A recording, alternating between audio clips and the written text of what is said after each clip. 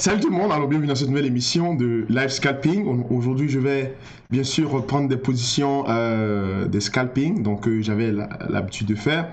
Et puis, il suffit un moment où j'avais pas trop de temps parce que j'avais beaucoup de choses en même temps. Donc aujourd'hui, j'ai un petit peu de temps à enregistrer une session. Donc je vais bien sûr prendre des positions devant vous avec l'aide de mon courtier, mon deuxième courtier qui est SMC Market. Voilà.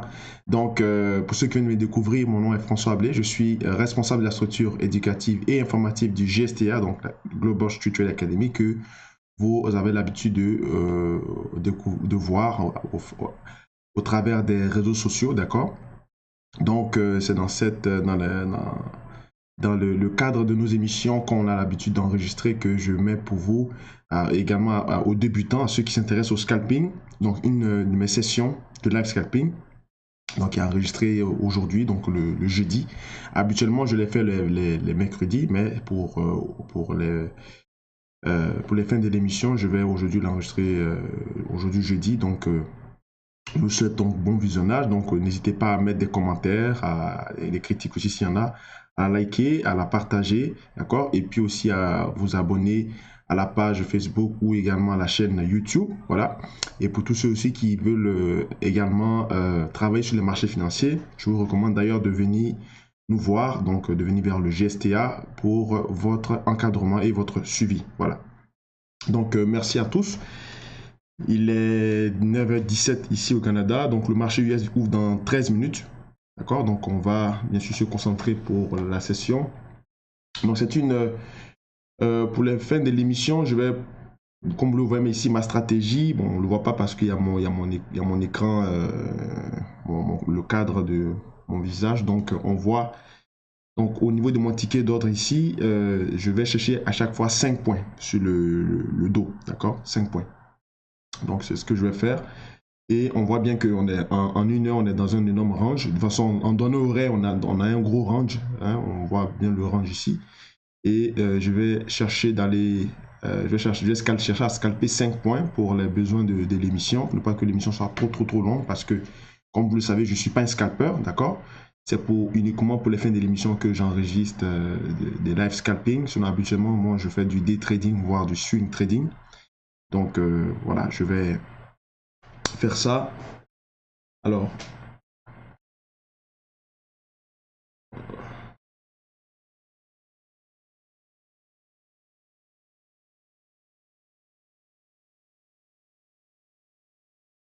là,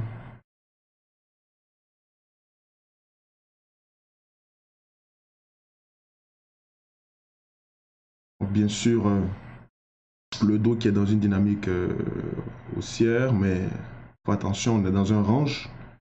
J'ai pas envie de shorter le haut d'un range tant qu'on n'a pas eu la cassure, donc juste attendre la confirmation. Pour le moment, on est dans de bonnes dispositions pour progresser. Voilà.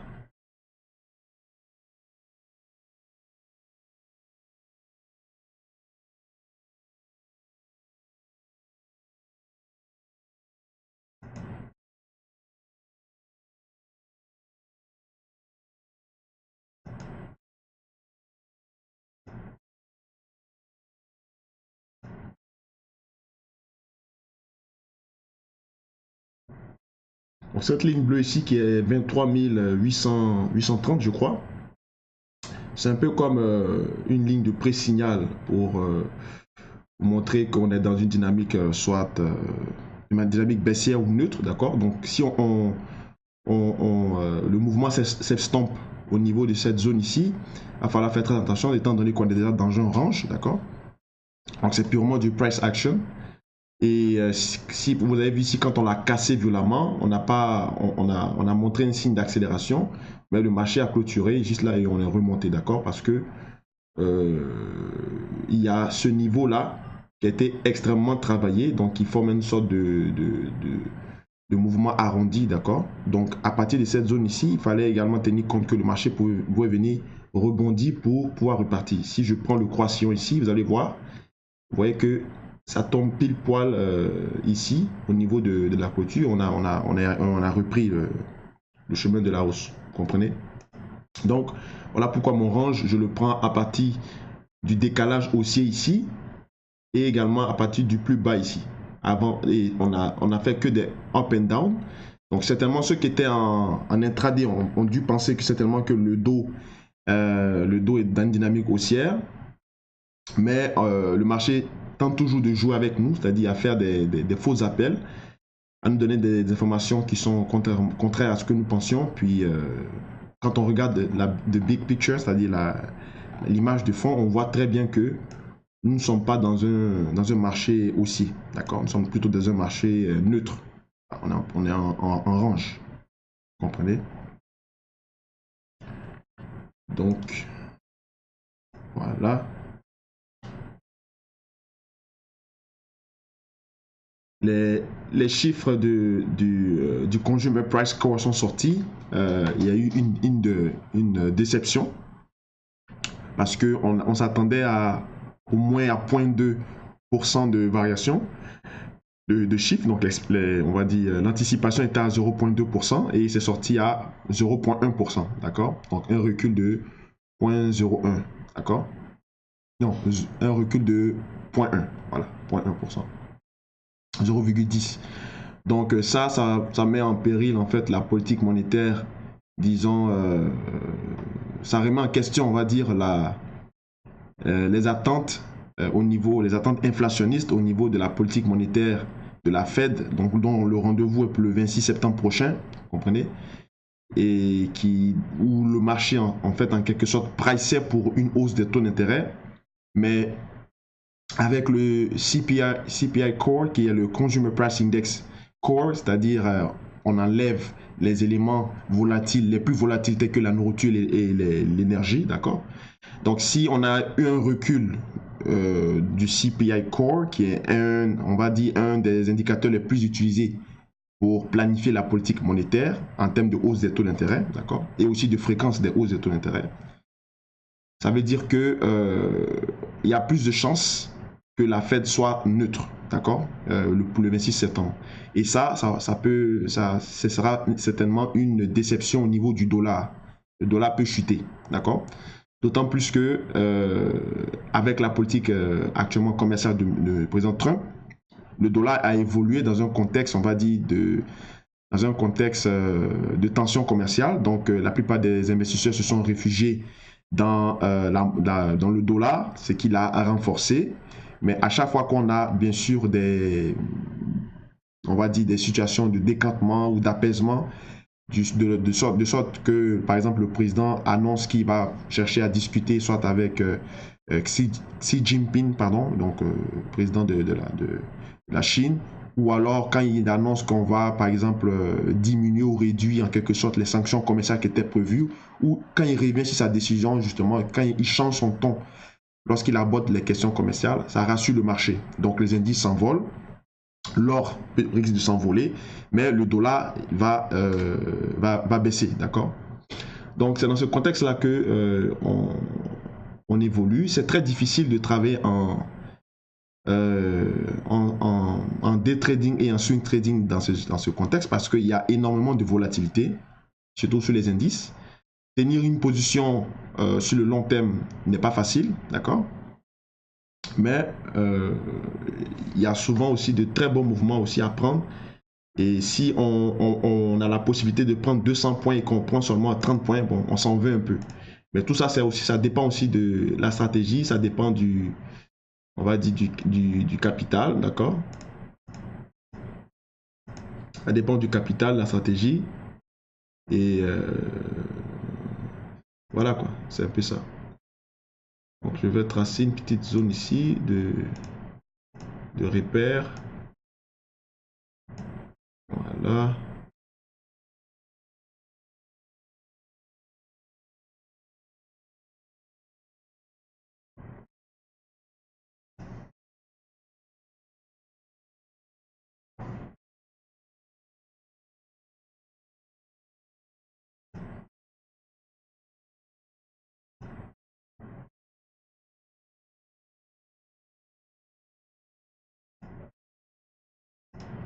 Donc le marché ouvre dans 5 minutes.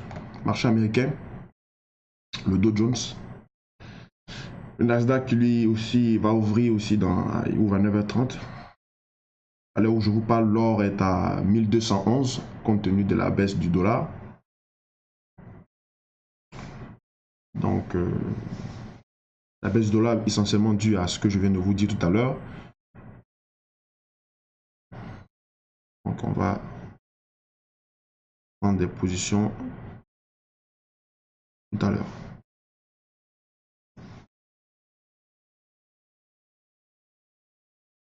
Donc, encore une fois de plus, je reprends que cette vidéo qui est enregistrée n'est pas à titre d'incitation ou de recommandation pour faire du scalping ou bien pour prendre des positions, d'accord? C'est simplement pour aider la plupart des gens qui souhaitent travailler sur le scalping et sur les marchés financiers de s'inspirer, d'accord? Donc c'est du contenu purement éducatif et informatif.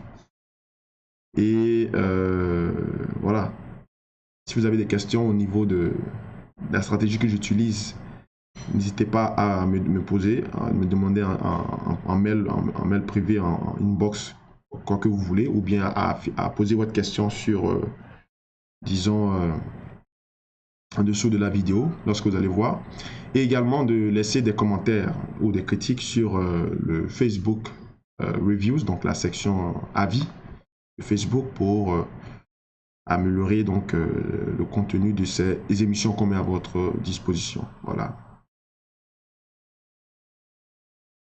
Pour le moment, on ne bouge pas.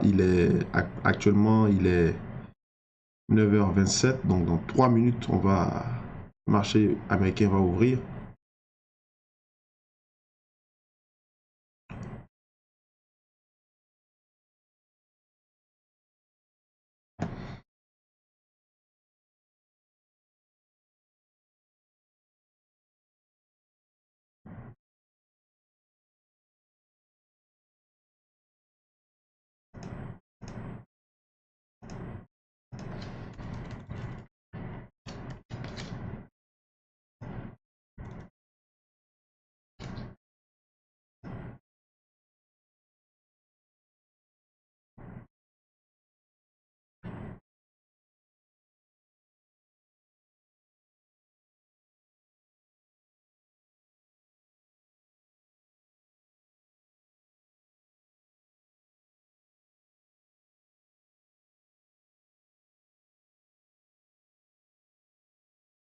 Voilà.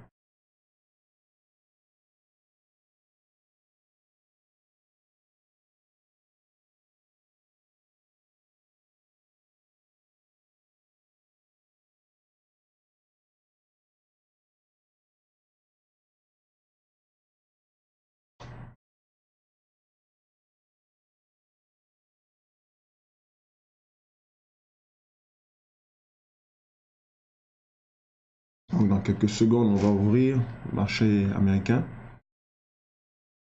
30 secondes.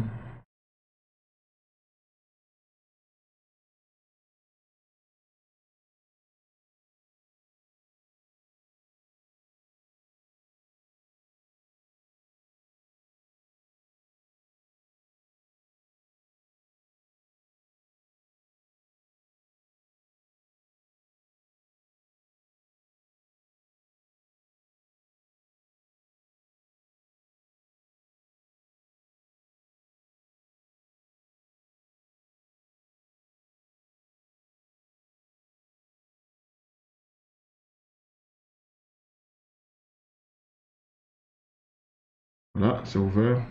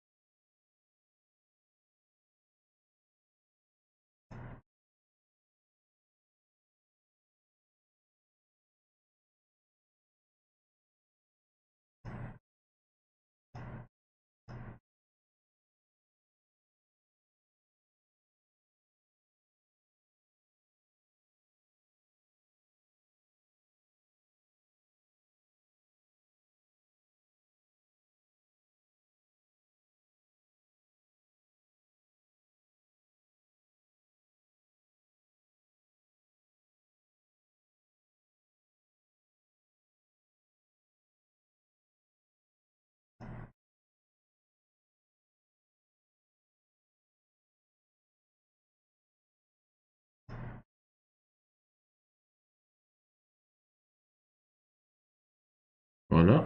Donc, premier gain.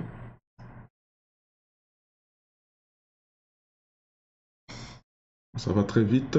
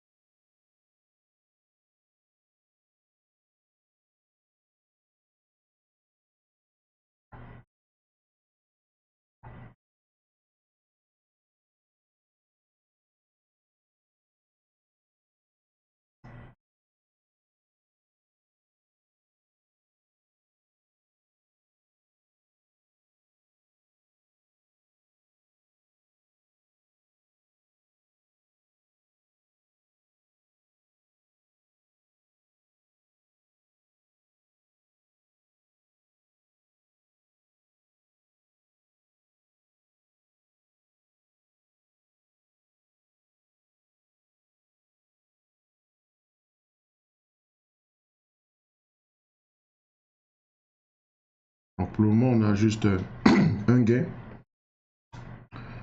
Voilà. Gain scalping à la hausse. Donc, j'ai pris 5 points à 20 dollars le point. Donc, ça fait 100 dollars.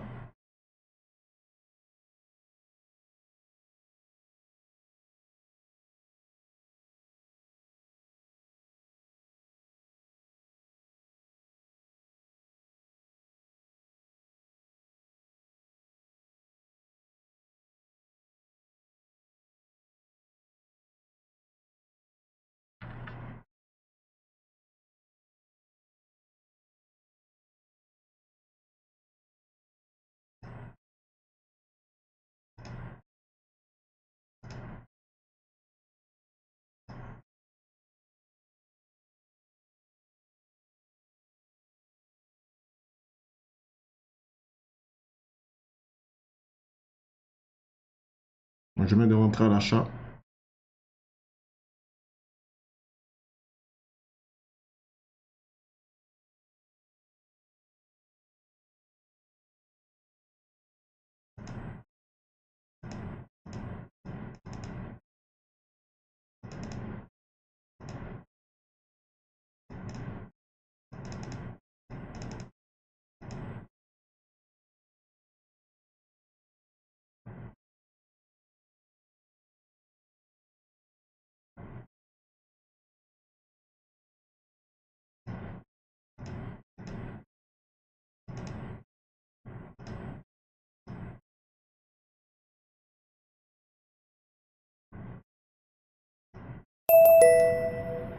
Voilà, donc deuxième gain.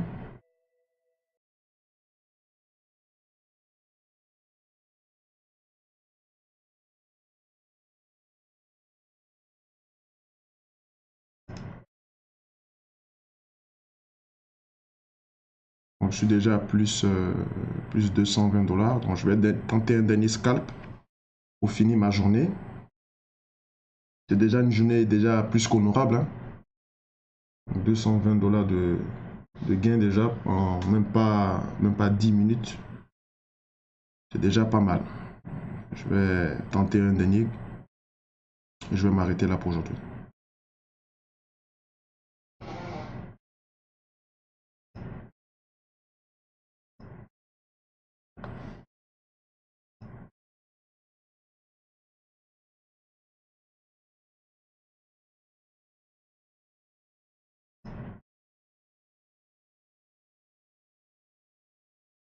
Donc je suis rentré à l'achat. Encore.